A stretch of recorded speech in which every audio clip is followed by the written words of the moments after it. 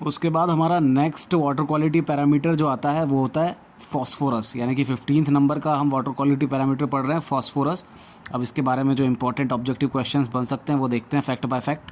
Fertilisers contain nitrogen, phosphorus and potassium in dominance, NPK। जो हमारे fertilisers होते हैं जो हम खेतों में यूज़ करते हैं, वो फर्टिलाइज़र जो होते हैं उनमें 3 मेन कंपोनेंट होते हैं NPK, यानी कि नाइट्रोजन, फॉस्फोरस और potassium. Phosphorus is present in large quantity in soaps and detergents. तो फॉस्फोरस हमको कहाँ से मिलता है? फर्टिलाइज़र से मिलता है। उसके बाद लार्ज क्वांटिटीज़ जो सोप्स होती है, साबुन होती है हमारी, और जो कपड़े धोने का डिटर्जेंट होता है उसमें भी बहुत ज़्यादा मात्रा में फॉस्फोरस पाया जाता है। फॉस्फोरस जो है वो फर्टिलाइजर्स में पाया जाता है। Waste water containing excess phosphorus indicates agricultural run off और म्यूनसिपल सीवेज। अगर कोई सा भी हमारा वेस्ट वाटर है और अगर उसके अंदर बहुत मात्रा में फॉस्फोरस है तो इसका मतलब वो या तो एग्रीकल्चर से आ रहा है वो वेस्ट वाटर, या फिर हमारा म्यूनसिपल यानी कि म्यूनसिपल सीवेज है हमारा वो। Phosphorus promotes the growth of algae in aquatic bodies and दस डिग्रेडिंग इट्स वाटर क्वालिटी। तो जो फॉस्फोरस होते हैं वो एल्गी की ग्रोथ को प्रमोट करते हैं, यानी कि जो कजी जमती है उसको हम एल्गी की ग्रोथ बोलते हैं, अलगल ग्रोथ बोलते हैं उसको। तो अलगल ग्रोथ जो है उसको प्रमोट करने में जो न्यूट्रिएंट लगते हैं उसमें से एक फॉस्फोरस भी होता है। तो फॉस्फोरस एल्गी की ग्रोथ को प्रमोट करता है। और जो हमारी एक्वेटिक बॉडी से जो मछलियाँ वगैरह होती है, सांप वगैरह होते हैं जो पानी में रहते हैं, उनके लिए जो वाटर की क्वालिटी है उसको डिग्रेड करता है, मतलब उसको कम करता है।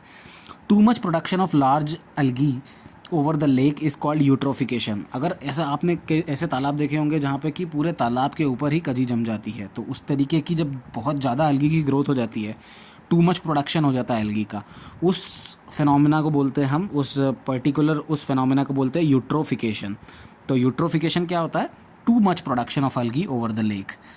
Algae is microscopic plant because it contains chlorophyll. तो एल्गी जो है हमारा वो एक माइक्रोस्कोपिक प्लांट होता है, यानी कि कजी जो है वो माइक्रोस्कोपिक प्लांट होता है हमारा, क्योंकि उसके अंदर क्लोरोफिल होता है, तो हम उसको प्लांट में ले सकते हैं। उसके बाद जो 6th वाटर क्वालिटी पैरामीटर है वो है हमारा कलर को हम टिंटोमीटर से मेजर करते हैं। आयरन और मैग्नीज जो रहते हैं वो रेडिश ब्राउन कलर हमारे पानी में इंड्यूस करते हैं, और जो दूसरे केमिकल्स होते हैं पानी में वो भी अलग अलग तरीके के कलर इंड्यूस करते हैं। तो हम हमेशा जो कलर मेजर करेंगे वो ट्रू कलर को मेजर करेंगे। ट्रू कलर क्या होता है? जो भी सस्पेंडेड सॉलिड्स हैं, जब हम पानी को अपने फ़िल्टर से हम फ़िल्टर कर लेते हैं तो हमारा जो फ़िल्टर्ड वाटर है उसमें जो भी सस्पेंडेड सॉलिड्स हैं उनकी वजह से जो भी हमारे पानी का कलर है वो उसको हम ट्रू कलर बोलेंगे। तो इस कलर की यूनिट क्या होती है? वो होती है TCU, यानी कि ट्रू कलर यूनिट। उसकी एक्सेप्टेबल लिमिट क्या होती है कलर में? तो 5 TCU, और कॉज फॉर रिजेक्शन 15 TCU। तो एक्सेप्ट हम कब करेंगे? जब कलर 5 TCU तक हो, और रिजेक्ट कब कर देंगे? जब कलर 15 TCU से ज़्यादा हो। तो TCU is also called Hazen unit. तो हम ये जो ट्रू कलर यूनिट है इसको हम हेज़न यूनिट भी बोलते हैं, क्योंकि हेज़न ने दिया होगा, और क्या। उसके बाद 17th जो हमारा वाटर क्वालिटी पैरामीटर आता है वो होता है टेस्ट एंड ऑर्डर, यानी कि उसमें से स्मेल कैसी आ रही है, ऑर्डर, और टेस्ट मतलब कि उसमें से स्वाद कैसा आ रहा है। तो practically order measurement is done, and if order is bad then it is concluded that test is also bad. तो सब क्या करते हैं कि हम इसको पानी को सूंघ के देखते हैं, और अगर बदबू आ रही है तो इसका मतलब हम ऐसा बोल देते हैं कि इसमें इसका स्वाद भी बेकार ही होगा। तो इस तरीके से हम इसका टेस्ट एंड ऑर्डर टेस्ट कर लेते हैं। ऑर्डर मेजरमेंट के लिए एक जो इंस्ट्रूमेंट यूज़ किया जाता है उसको बोलते हैं हम ऑस्मोस्कोप। और जो दूसरे भी इंस्ट्रूमेंट होते हैं जैसे कि ऑल्फैक्टोमीटर या ओडोरीमीटर, ये भी हम इंस्ट्रूमेंट यूज़ करते हैं, लेकिन मेनली अक्सर एग्जाम में पूछा जाता है ऑस्मोस्कोप। तो ऑर्डर वगैरह के लिए मेजर करने के लिए ऑस्मोस्कोप का उपयोग किया जाता है। जैसे कि अब एक थ्रेशोल्ड नंबर होता है, थ्रेशोल्ड ऑर्डर नंबर क्या होता है तो उसको देख लेते हैं। जो हमारा B है, जैसे कि एक सैंपल लिया हमने, तो ऑर्डर वाला जो ऑर्डर फ्री मिक्सचर जो है वो हमारा B हो गया सैंपल जो है हमारा, और A जो हो गया हमारा ऑर्डर मतलब ऐसा पानी लिया हमने जिसमें से एक में से बदबू आ रही है, तो वो ऑर्डर सैंपल हो गया हमारा बदबू आने वाला, तो उसको हमने A नाम दे दिया। और फिर हमने ऐसा पानी लिया जो कि ऑर्डर फ्री है, जिसमें से कोई बदबू नहीं आ रही है, तो उसकी मात्रा को हमने, कितने ml है वो पानी, उसको हमने B नाम दे दिया। तो A ml और B ml, और इनका जब हम एक A+B/A का जब जो हमारा जो नंबर निकल के आता है, इनका रेशियो, उसको हम बोल देते हैं थ्रेशोल्ड ऑर्डर नंबर। अब B क्या होता है इसमें? Volume of order free sample required to make the system order free. करते क्या है हम इसमें कि जो भी हमारा ऑर्डरस वाटर सैंपल है, यानी कि पानी जो हमारा है जिसमें से बदबू आ रही है, उसमें हम इतना पानी मिलाते हैं, ऑर्डर फ्री पानी जिसमें से बदबू नहीं आ रही है उसमें इतना पानी मिलाते हैं कि एक समय आने के बाद इतना पानी हम उन दोनों को मिक्स कर देते हैं कि उसमें से ऑर्डर जो है यानी बदबू जो है वो पूरा फ्री हो जाता है। उसके बाद जो थ्रेशोल्ड ऑर्डर नंबर है उसकी हमारी एक्सेप्टेबल और कॉज फॉर रिजेक्शन जो लिमिट होती है वो एग्रीएबल होती है, इसको एग्रीएबल बोल सकते हैं हम। तो TON जो होता है हमारा थ्रेशोल्ड ऑर्डर नंबर वो 1 होना चाहिए आइडियली। अगर हम ड्रिंकिंग वाटर की बात करें तो ड्रिंकिंग वाटर हमारा जो पीने का पानी है उसके अंदर जो थ्रेशोल्ड ऑर्डर नंबर है वो 1 होना चाहिए, यानी कि B जो है वो हमेशा 0 होना चाहिए, क्योंकि ऑर्डर नहीं है, B हमारा ऑर्डर सैंपल था तो B हमेशा 0 रहेगा, तभी थ्रेशोल्ड नंबर हमारा 1 मिल पाएगा हमको। तो इसलिए B जो है हमारा मतलब थ्रेशोल्ड ऑर्डर नंबर हम ड्रिंकिंग वाटर का वो 1 होना चाहिए। उसके बाद हमारा नेक्स्ट वाटर क्वालिटी पैरामीटर आता है फ्लोराइड। तो fluoride is required in water in a range of 1 to 1.5 mg per litre. तो फ्लोराइड की रेंज जो है पानी के अंदर एक्सेप्टेबल से परमिसिबल लिमिट है इसकी 1 से 1.5 mg per litre. It chemically combines with enamel during tooth formation resulting in harder and stronger teeth.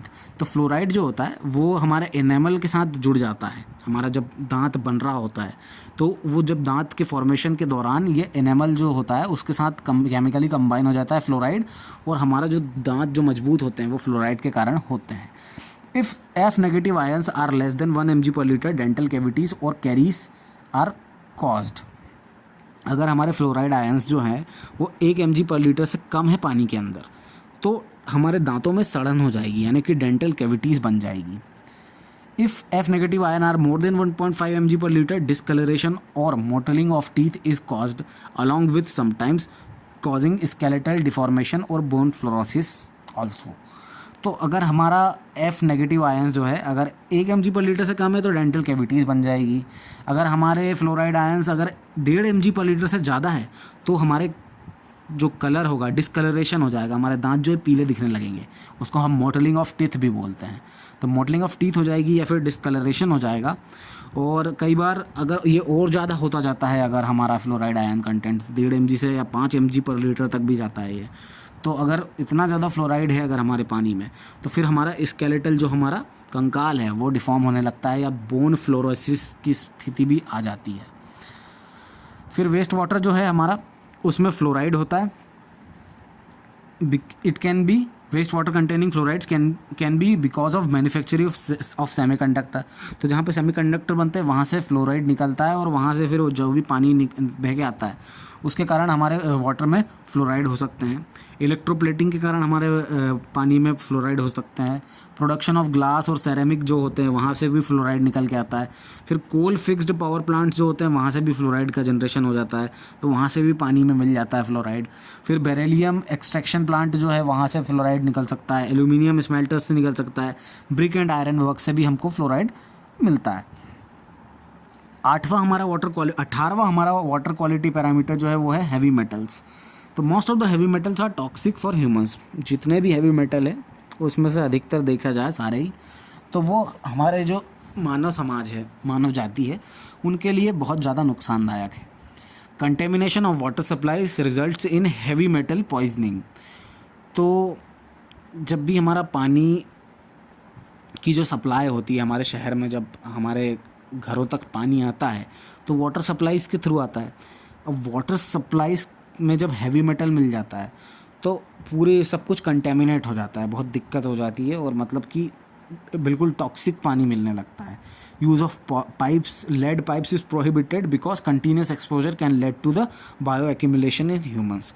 और इसीलिए जो हमारे लेड के पाइप्स थे पहले, तो लेड के पाइप जो हैं वो एकदम उसका एक्सपोजर हमको बिल्कुल उसको यूज़ करना ही नहीं है, उसको प्रोहिबिटेड कर दिया गया है। तो लेड के पाइप्स को इसलिए बंद किया गया है क्योंकि बायो एक्यूमुलेशन हो सकता है हैवी मेटल्स का, तो इसके लिए लेड के पाइप्स को प्रोहिबिट किया गया है वाटर सप्लाईज में।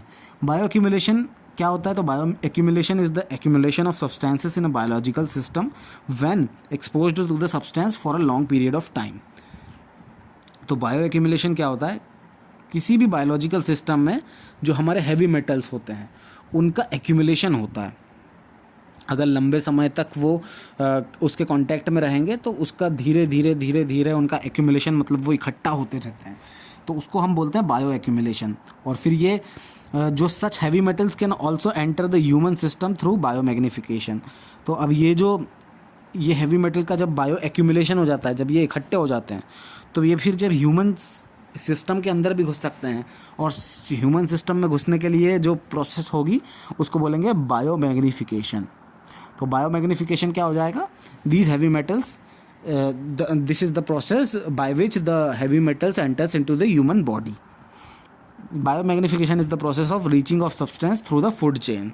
तो फूड चेन मतलब एक के बाद एक फूड चेन आप पूरी देखते हैं कि गाय बकरी, मतलब गाय घास खाती है, फिर गाय को जानवर खाता है, शेर खाता है, इस तरीके से ये पूरी प्रोसेस चलती रहती है ना।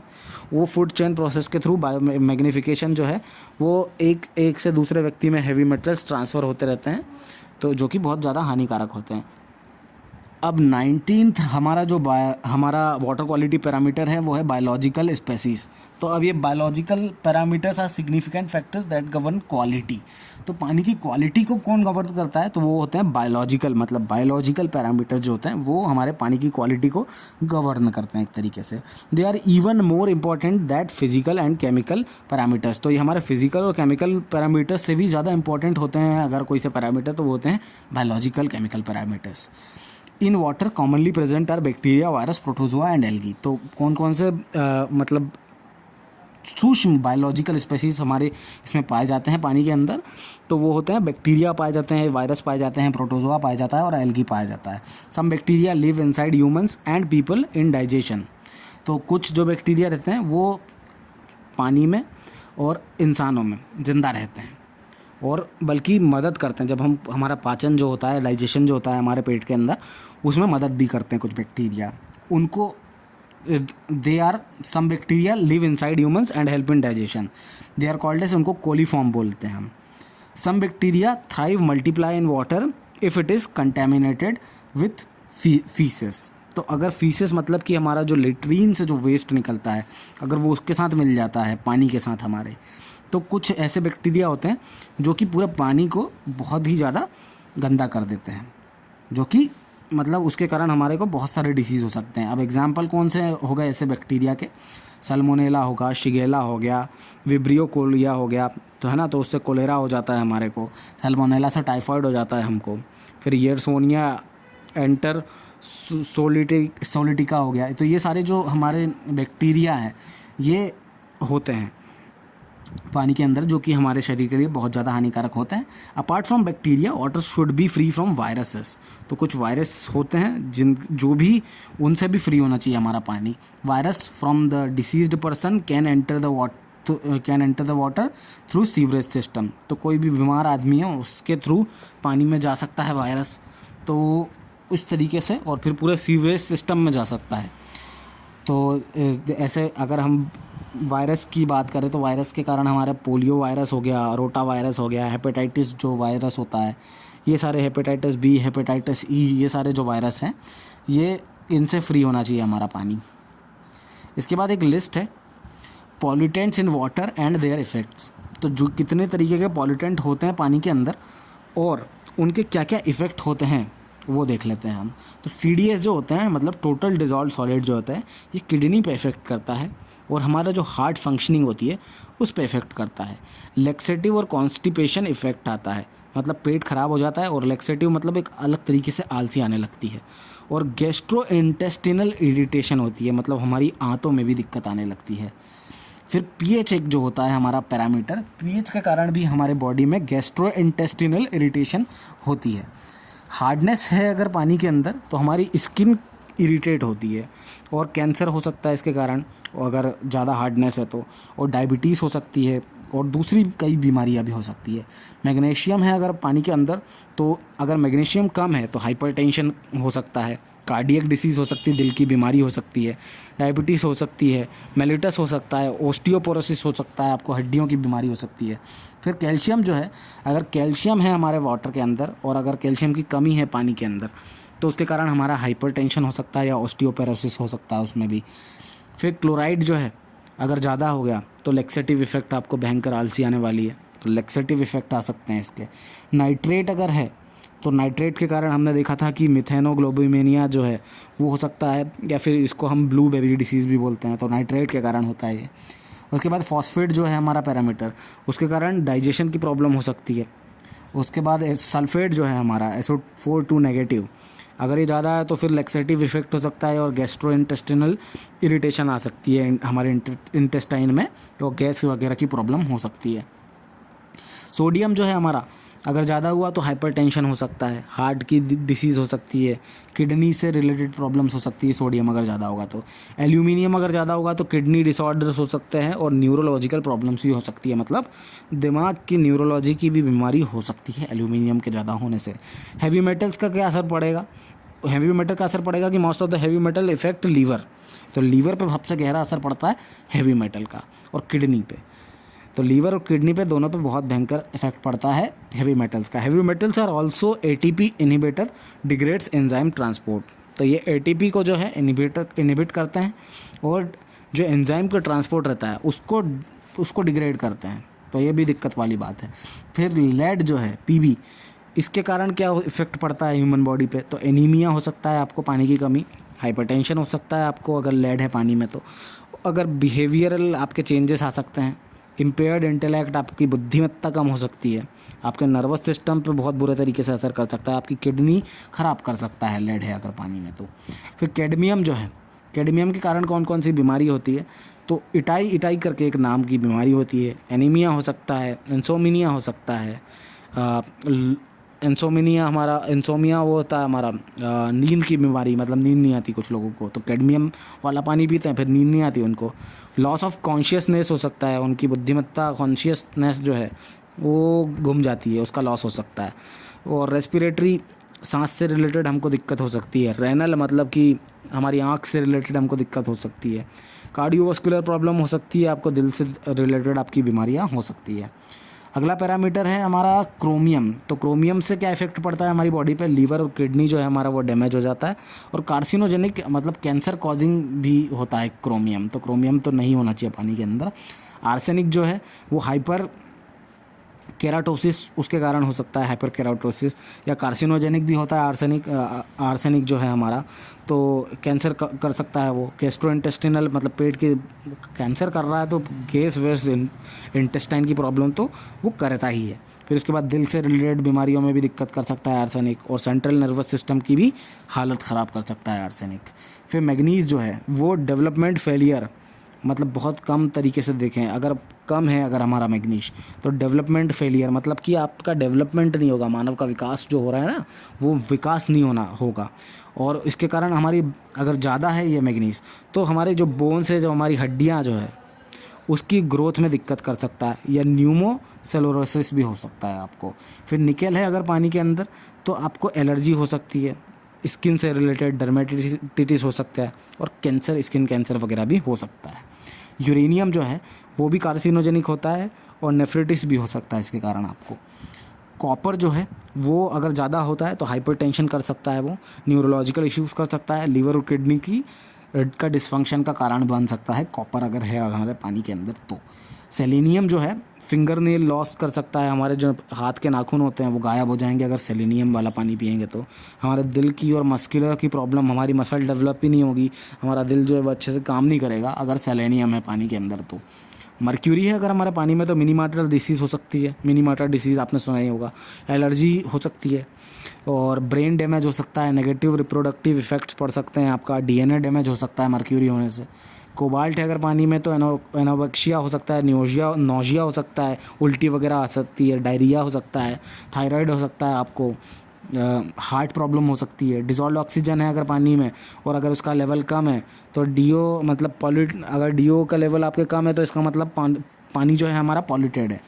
उसके बाद BOD जो है वो हाई, अगर हमारा BOD है तो इसका मतलब हमारा पानी जो है वो हज़ार्डस है।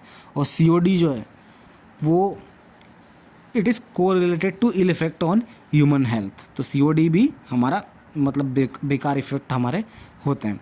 अगर COD ज़्यादा है इसका मतलब पानी पॉल्यूटेड है।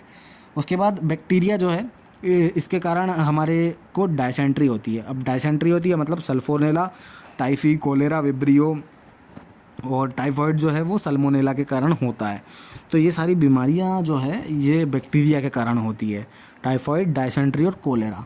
फिर प्रोटोजोआ के कारण होती है हमारे को अमियोबाइसिस, एंटामोएबा हिस्टोलिटिका प्रोटोजोआ का नाम है, और गियार्डियासिस यानी कि गियार्डिया लैम्बलिया प्रोटोजोआ के कारण होती है ये।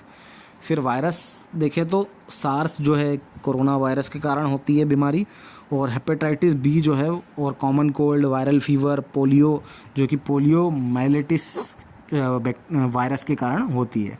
फिर एल्गी जो है, एल्गी के कारण डिसोडिमस एक बीमारी है वो हो सकती है। टॉक्सिक कंपाउंड जो है जैसे कि एनीबेना और नोस्टोग ये सब बन सकते हैं। और हेलमिंथ जो है, हेलमिंथ के कारण हमारे को स्कियोटोस्मियासिस हो सकती है, स्कियोटोस्मियासिस हो सकती है और सिस्टिकोसेरोसिस हो सकती है। फिर इसके बाद हमारे पैथोजेनिक इंडिकेटर जो है कोलीफॉर्म्स वगैरह, उनके कारण सबसे ज़्यादा मोस्टली हार्मलेस होते हैं ये जो भी हमारे पैथोजेनिक इंडिकेटर होते हैं। और इनके कारण हमारा पेट ख़राब हो सकता है, डायरिया हो सकता है, हमको उल्टी आ सकती है, और एब्डोमिनल हमारे पेट में मरोड़ उठती है ना जो, उसको एब्डोमिनल क्रैम्प्स बोलते हैं, तो एब्डोमिनल क्रैम्प्स आ सकते हैं हमको। उसके बाद हम पॉल्यूटेंट्स देख लेते हैं पानी में जो भी होते हैं और उनकी लिमिट कितनी होती है IS 10500 के द्वारा। उस लिमिट को एक बार हम देख लेते हैं। तो एल्यूमिनियम की लिमिट होती है 0.03 से mg पर 0.03 mg पर लीटर से 0.2 mg पर लीटर। अमोनिया होना चाहिए 0.5 से 0.5, बेरियम होना चाहिए 0.7 से 0.7, बोरॉन होना चाहिए 0.5 से 1, कैल्शियम होना चाहिए 75 से 200, कॉपर होना चाहिए 0.05 से 1.5, फ्लोराइड होना चाहिए 1 से 1.5, आयरन होना चाहिए 1 से 1, और मैग्नीशियम होना चाहिए 30 से 100, और मैग्नीज़ होना चाहिए 0.1 से 0.3। तो मैग्नीशियम और मैग्नीज में कन्फ्यूजन हो जाता है, तो याद रखिएगा मैग्नीशियम 30 से 100 और मैग्नीज 0.1 से 0.3। नाइट्रेट 45 होना चाहिए, सेलेनियम 0.01 से 0.01 होना चाहिए, सल्फेट हमारा 200 से 400 हो सकता है, सल्फाइड हमारा 0.05 से 0.05 मतलब 0.05 होना चाहिए, सिल्वर जो है हमारा 0.1 होना चाहिए, फिनोलिक कंपाउंड जो भी है हमारे 0.001 mg पर लीटर से 0.002 mg पर लीटर होना चाहिए, जिंक जो है हमारा 5 mg पर लीटर से 15 mg पर लीटर हो सकता है, कैडमियम जो है वो हमारा 0.003 से 0.003 यानी कि 0.003 mg पर लीटर होना चाहिए, लेड जो है 0.01 से 0.01 होना चाहिए, मर्क्यूरी जो है वो हमारा 0.001 से 0.001 होना चाहिए, और निकेल जो है हमारा 0.02 से 0.02 mg पर लीटर होना चाहिए, आर्सेनिक जो है हमारा 0.01 से 0.01 होना चाहिए, और क्रोमियम जो है हमारा 0.05 से 0.05 होना चाहिए। तो ये सारी की सारे वाटर क्वालिटी पैरामीटर्स की जो लिमिट्स हैं ये बहुत ज़्यादा इंपॉर्टेंट है, इसलिए इसका लास्ट में एक टेबल बना दिया गया है, तो ये आपको बहुत ज़्यादा हेल्पफुल होने वाला है।